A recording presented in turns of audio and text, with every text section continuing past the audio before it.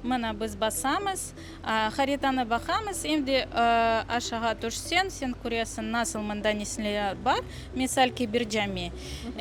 Кибирджамinin басасын, оларның галерея içinde фотоларыны, зиманеви ве архив фотоларыны бақмақ мүмкін. Аудиоға басып, оның тарихını білмек мүмкін. Ақмечет шehirinin baş camisidir.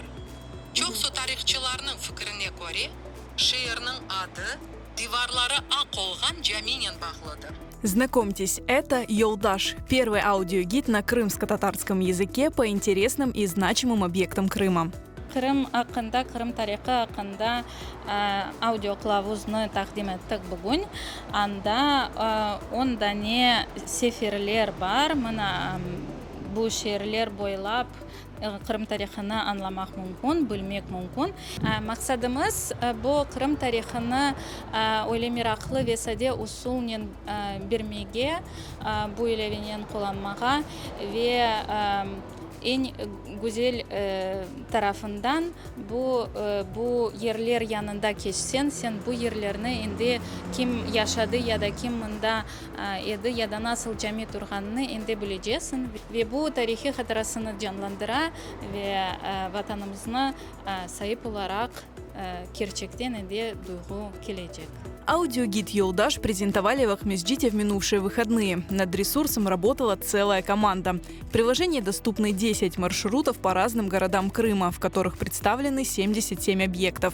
Это мечети, дворцы, керван-сараи, азизы, бани и многое другое. Маршруты для «Йолдаш» специально разрабатывали историки. Мой маршрут был посвящен культурно-литературной жизни Ахмеджита с конца XIX века до конца 30-х годов XX века.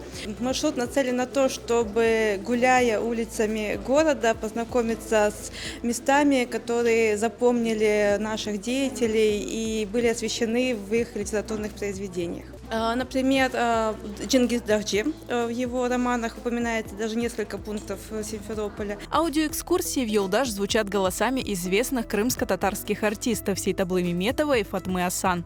Кроме аудиоэкскурсий, в каждом маршруте доступны изображения интересных исторических объектов. Это архивные и современные фото. Разрушенные, не сохранившиеся до наших дней объекты авторы приложения специально визуализировали.